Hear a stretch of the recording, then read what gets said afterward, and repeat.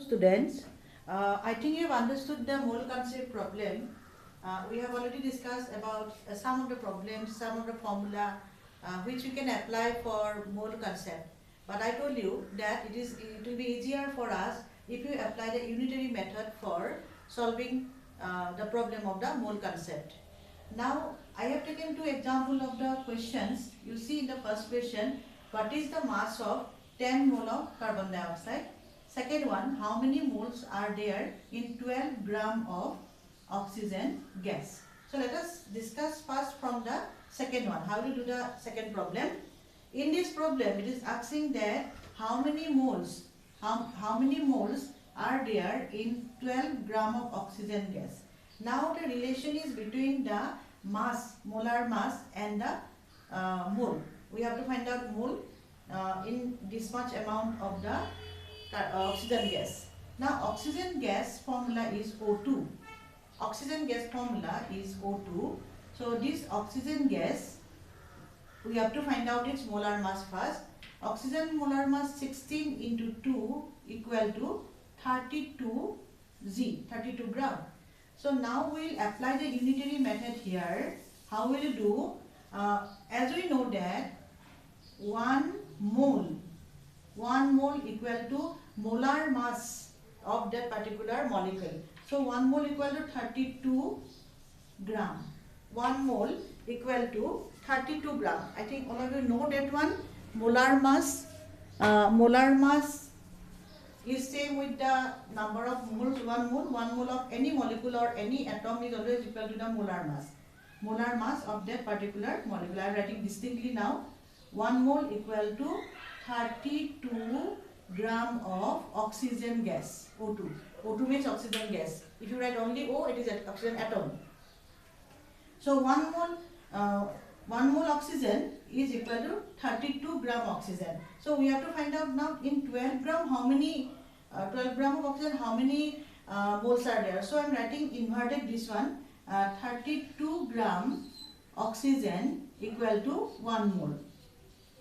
So 1 gram oxygen equal to how much mole? 1 by 32.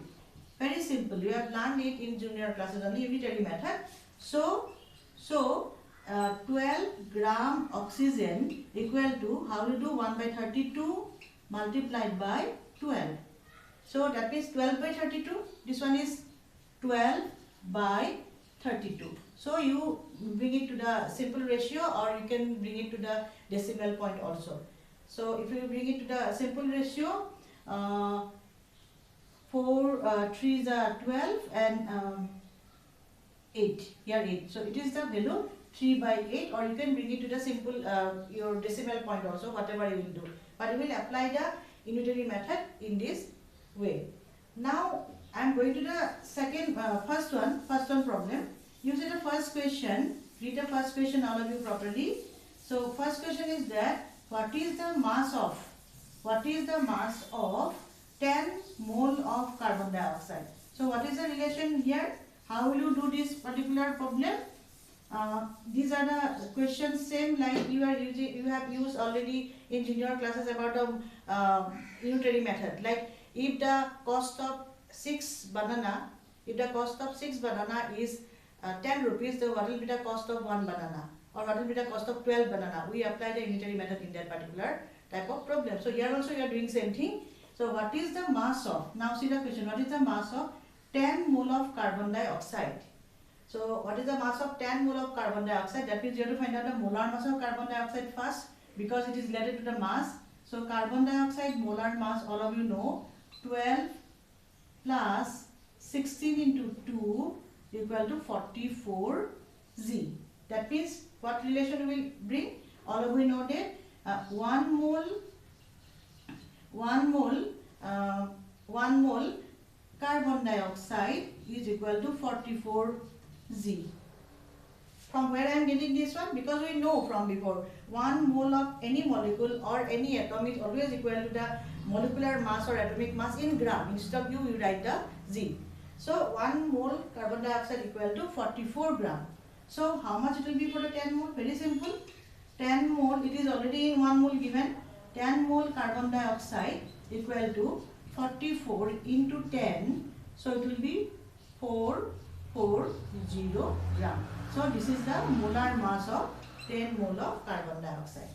So in this way, we can apply the unitary method, or if you think, you can use the formula I have given in an earlier video. So you can apply the formula and directly you can put the value of N value, M value, and thereby you can find out the or you can solve the problem based on the mole concept. So these are just two simple examples.